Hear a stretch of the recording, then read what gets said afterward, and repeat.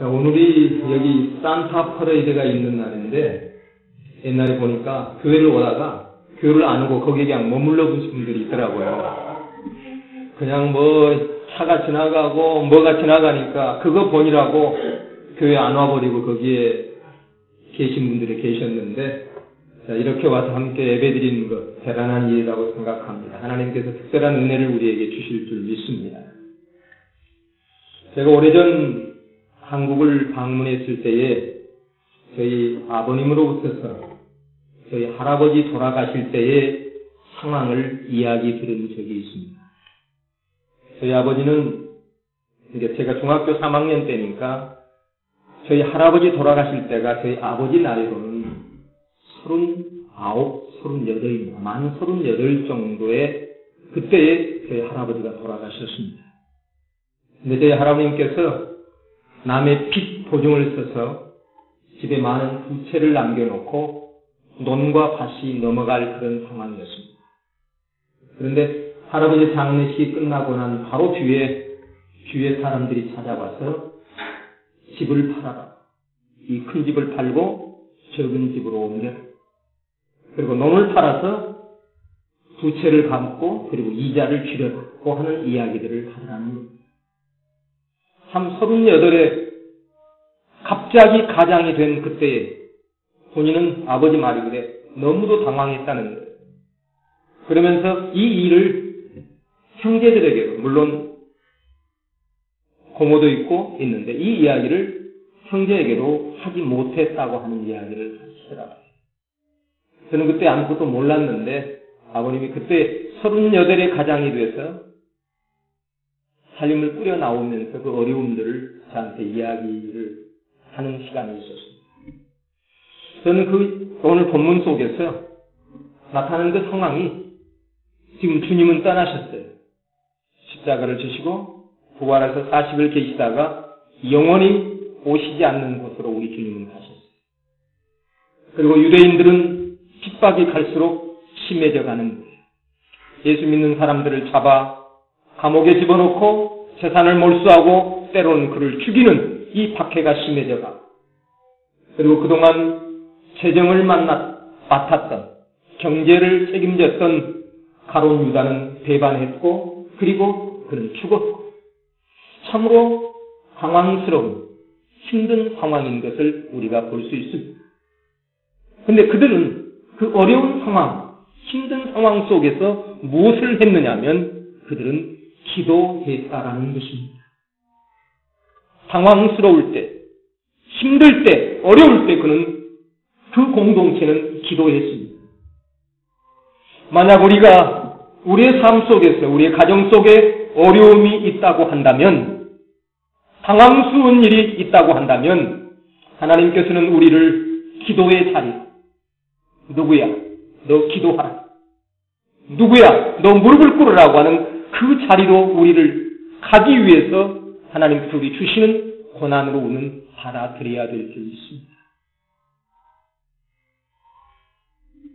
120명의 성도들이 마가의 다락방에서 열흘 동안 기도에 힘쓰다가 오순절날 성령을 받았습니다. 그러나 제자들이 단순히 열흘 동안 기도하였더니 성령을 받았다는 이야기는 아닙니다. 그러면 우리도 열흘 동안 생업을 포기하고 기도하면 우리에게 성령 주시겠구나 라고 하는 이런 말씀이 아니라고 하는 사실입니다. 여러분, 형식적인 기도 그리고 기도 만능주의, 이것은 위험할 수 있습니다. 내가 이렇게 기도하면, 내가 이렇게 하면 하나님 주시겠지라고 하는 이런 형식적인 기도와 시간을 때우는 이 기도는 우리를 슬프게 하고 우리를 어렵게 합니다. 여러분, 100일을 작정하고 사업을 했는데 실패한 사람이 있어요. 우리 목사님들 대부분 목사가 되기 위하고 그리고 교회를 개척하기 위해서는 금식 기도하는 목사님들이 많으세요. 40일, 주님이 40일 했다니까 나도 40일 해야 한다면서 40일을 금식하고 교회를 개척했는데도 불구하고 그 교회가 부흥되지 않을 수 있습니다. 성도님, 기도는 교만이 되어서는 되지 않습니다. 기도는 교만이 되어서는 되지 않아요. 내가 100일 기도를 했다, 내가 40일 기도를 했다라고 하는 이런 어떤 기간에 대한 그런 교만을 가져서는 되지 않는다고 하는 사실입니다. 오늘 본문을 통해서 보면 그들은 기도하면서 무엇을 했느냐면 자기의 부족함들을 찾아 발견하고 이 문제를 해결해 나갔어요. 부족한 것이 무엇입니까? 그래서 122 성도는 열흘 동안 어떻게 기도했는가를 우리가 알아야 되는데, 한마디로 나의 소원을 들어주시옵소서. 우리 그런 기도하지 않아요? 주시옵소서, 이루어주시옵소서라고 하는 이런 기도가 아니었다고 하는 거예요. 하나님, 도 닦는 기분으로 이런 기도가 아니었어요. 그래서 그들은 120문도가 열흘 동안 기도했던 것은 무엇이었냐면 하나님의 뜻을 구했고, 그리고 하나님께서 그 공동체 속에 필요한 것들을 채울 수 있는 깨달음과 부족함을 채운 것을 발견할 수 있도록 그들에게 지혜를 주셨다고 하는 사실입니다. 바로 이것이 오늘 유다가 떠나고 난 뒤에 비어있던 한 자리, 사도의 한 자리를, 부족함을 채우는 일을 할 수 있도록 그들에게 깨닫게 해주셨고, 성령은 그 일을 할 수 있도록 성령이 도와주셨다는 것입니다. 우리는 이렇게 생각할 수 있어요. 12제자, 11명이면 어쩌고 12명이면 어떻느냐라는 이런 생각을 할 수 있어요. 그런데 우리 주님께서 제자 그냥 하다 보니까 12명이 된 것이 아니라는 사실을 우리는 알 것입니다. 여러분, 12이라고 하는, 12라고 하는 이 숫자는 중요한 숫자입니다. 우리 성경에서 이 12 숫자는 완전수를 의미합니다. 완전하다를 의미하고 있습니다. 이 12명의 사도는 모든 교회에 구원받는 성도들의 수를 상징하는 완전 숫자를 말하고 있는 것입니다. 우리 요한계시록 4장을 보게 되면 거기에 천상의 교회 보좌에 24명의 장로가 나오게 됩니다. 이 24명의 장로를 어떻게 예표로 말씀하고 있냐면 구약의 12지파, 우리 알죠? 그리고 신약의 12사도를 합한 수의 상징입니다. 그래서 하나님의 약속을 받는 구약교회와 그리고 하나님의 약속을 받는 신약교회, 성취된 신약교회의 합한 수가 바로 12이라고 하는 사실입니다. 그래서 한 명을 채워야 했습니다. 여러분, 우리 기도하면 문제의 응답만, 성취만 하는 것이 아니라 자기의 부족함을 깨닫고 그 일을 하게 하시는 거예요. 기도가. 내가 무엇이 부족한가? 우리 가정이 무엇이 부족한가? 그리고 우리 교회에 무엇이 부족한가를 기도 속에서 성령이 우리에게 알게 하시고 그 일을 할 수 있도록 우리를 무릎 꿇게 하신다고 하는 사실입니다. 그런데 오늘 제비뽑기가 나와요.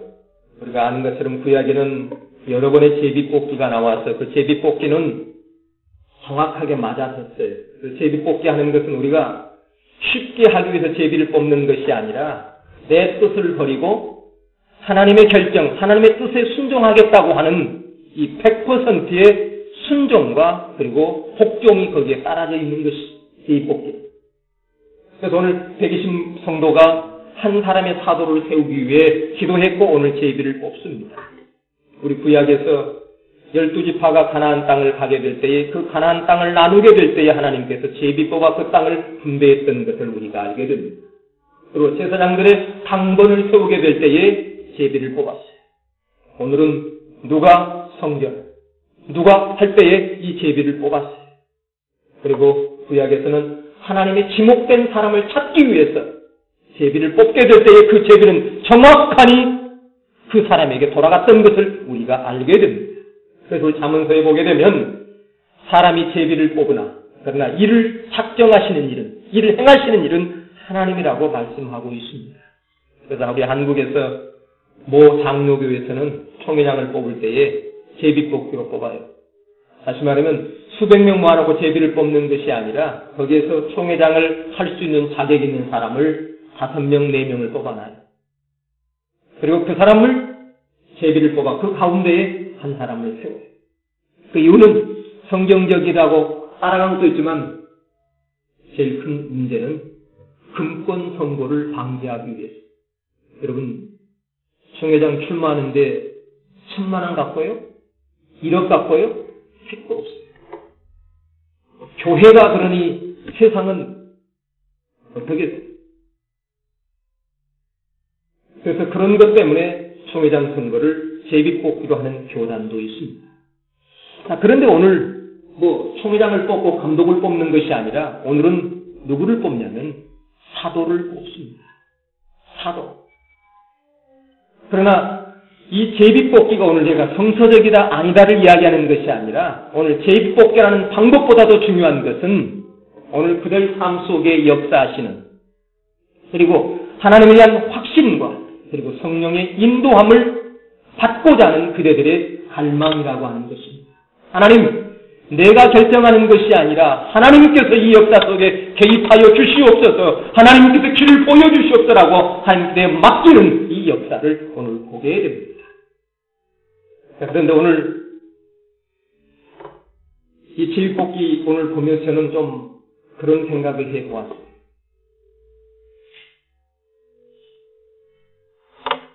120명의 성도가 오늘 한 명의 사도를 뽑게 되는데 오늘 25절에서 그렇게 말씀하고 있어요. 봉사와 및 사도의 직무를 대신할 자를 보이시옵소서. 다시 말하면 이 말은 뭐냐면 성도와 교회를 섬김을 자를 오늘 뽑아달라고 하는 거예요. 지금. 요즘 교회에서는 봉사할 사람, 섬기는 사람, 주를 위해 희생하는 사람을 뽑기보다는 다 그런 건 아니지만 인기 있는 사람, 영향력 있는 사람을 뽑습니다. 그러나 오늘 사도를 뽑고 교회의 일꾼을 뽑는 것은 영향력 있는 사람 아니면 인기 있는 사람을 뽑는 것이 아니라 교회에 봉사하고 헌신하며 섬기는 사람을 뽑는다는 겁니다. 그래서 오늘 분명 25절에서 섬기는 사람, 봉사하는 사람을 이 교회와 성도를 위해 이 사람을 보여달라고 오늘 하나님께 기도하고 있는 것입니다. 여러분, 오늘 교회를 예를 들면 식당 당번을 제비뽑기 하면 제비에 당선되어 안 되어도 아마 불평이 없을 것 같아요. 오히려 나 안 되면 좋아라고 이렇게 할 것 같아요. 식당 당번을, 설거지할 당번을 제비뽑기 한다면. 그런데 오늘 우리 교회의 책임자를 제비뽑기 한다면 거기서 밀려나면 좀 골치 아플 것 같아요. 내가 안 돼서 내가 이렇게 될 것 같아요. 그런데 오늘 이 사도는 마치 설거지하는 당번을 뽑는 것과 같아요. 여러분, 당시 사도는 여러분 목사처럼 저는 가운을 입지 않습니다만 가운을 아니면 교황처럼 휘황찬란한 옷을 입고 그리고 어떤 면류관을 쓰고 나타나는 것이 아니라 그는 생업을 포기하고 봉사하는 직책이에요. 오전에 가서 일하고 오후에 봉사하는 것이 아니라 모든 것을 포기하고 주의 십자가와 부활을 증거하는 바로 이 사명을 받은 사도였다고 하는 사실입니다.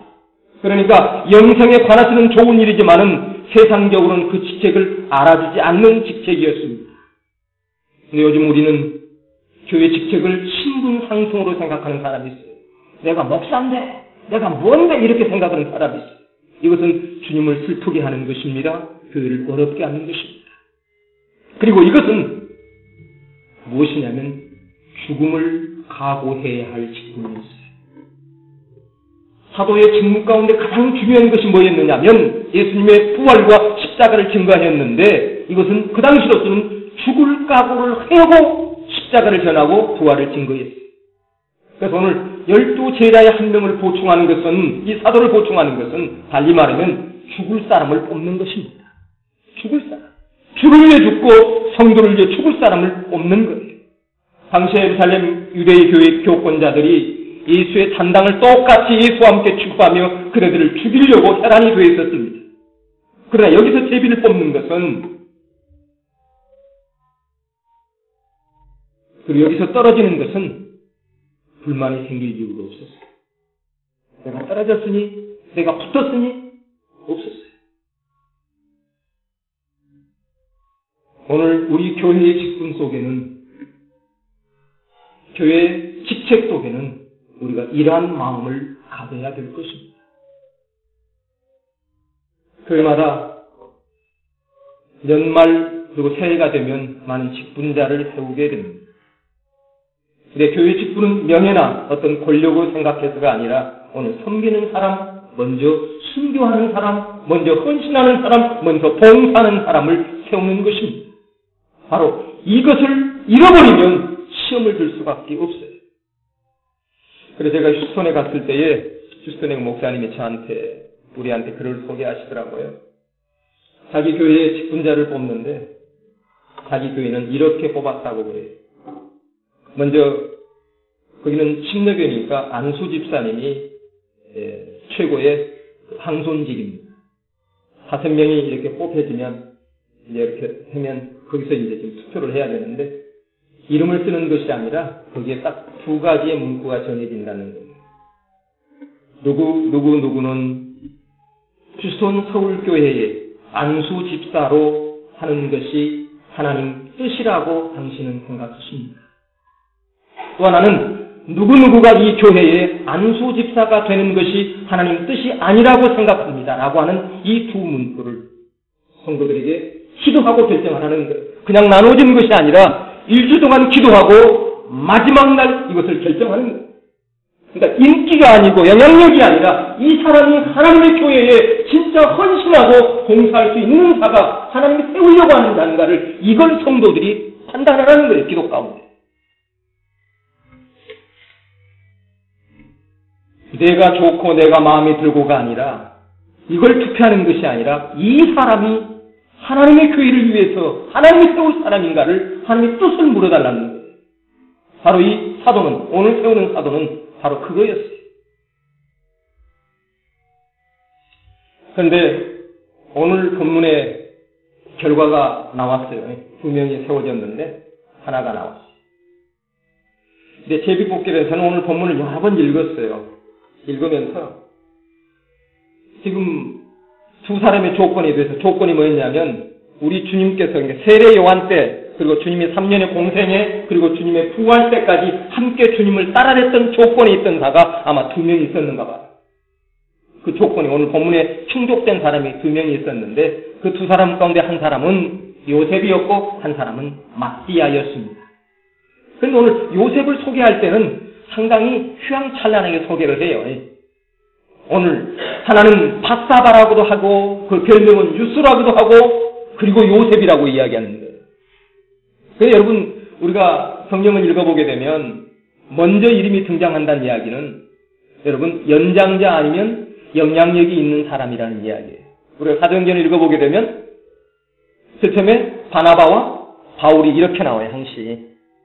그런데 중반부를 넘어 후반부로 넘어갈 때는 이게 역전이 돼요. 바울이 앞에 나오고 바나바가 뒤에 나와요.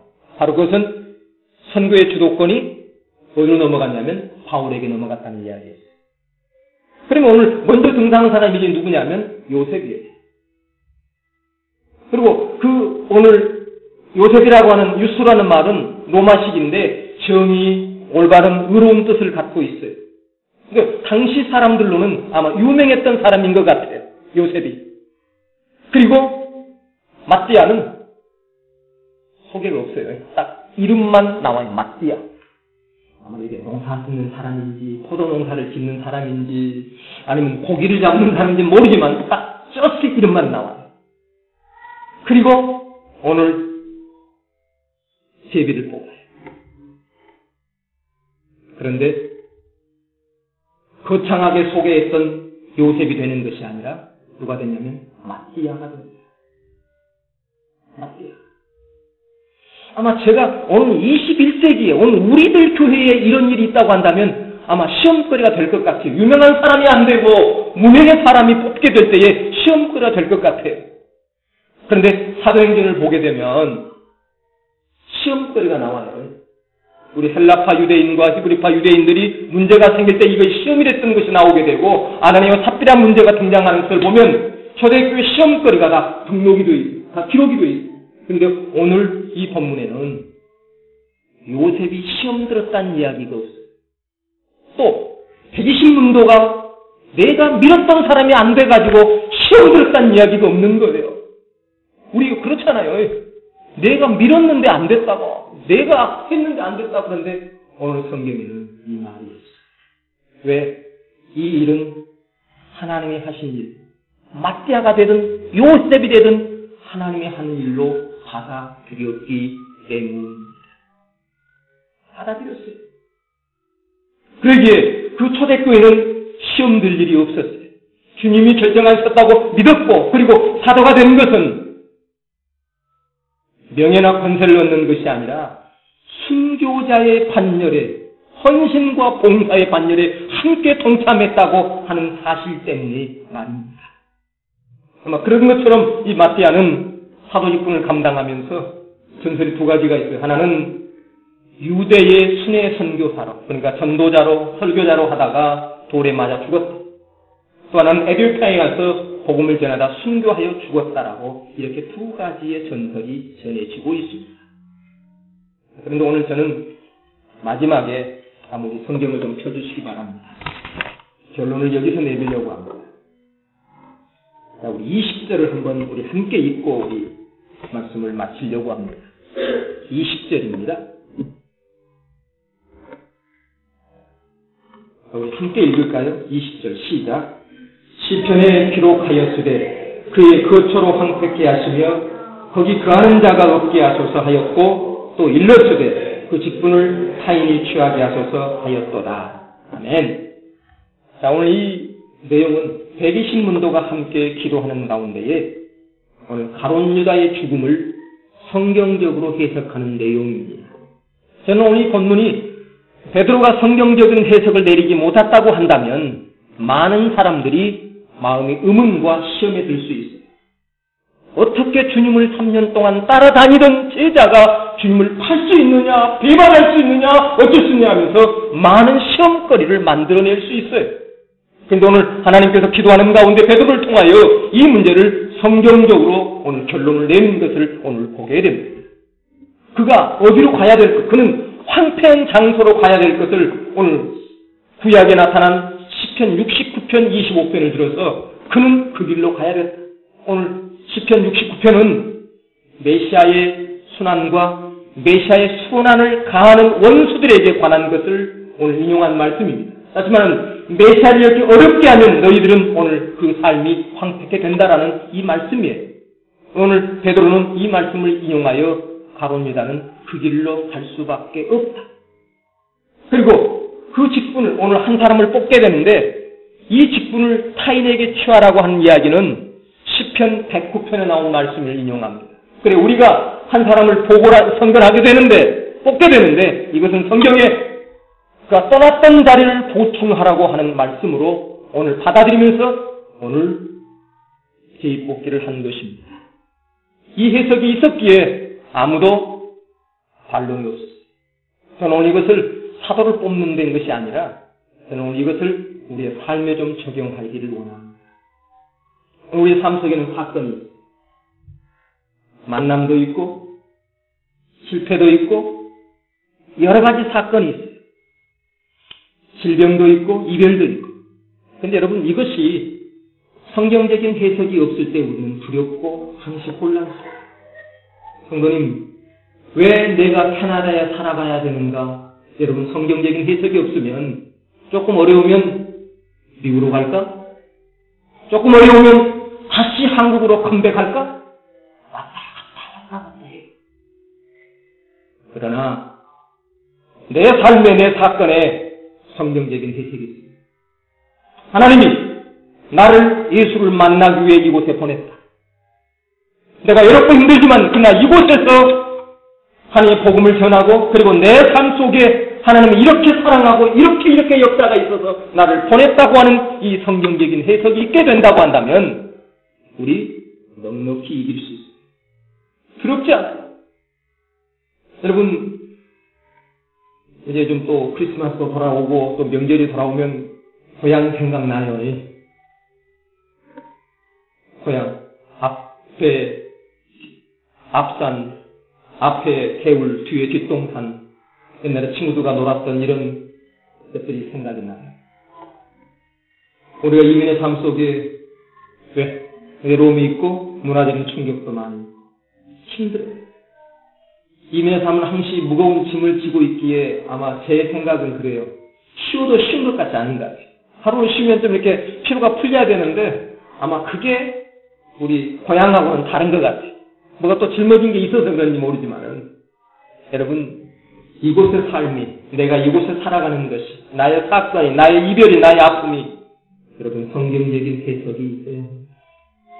하나님께서 나를 사랑해 주셔서 나를 이 자리에 세우셨고 나에게 아픔을 주는 것은 이것을 떨쳐버리라고 하는 이 해석이 없이는 만남도 마찬가지로 있습니다. 그리고 10년 살아남고 이 사람 내가 잘 만나 못 만났나 그때 고민하면 too late예요. 그러면 힘들어요. 아하, 하나님이 이렇게 하기 위해서 나를 만나게 해주셨구나 라고 받아들이면 그 뒤로는 갈등하지 않잖아요. 당당히 살아갈 수 있잖아요. 누릴 수 있잖아요.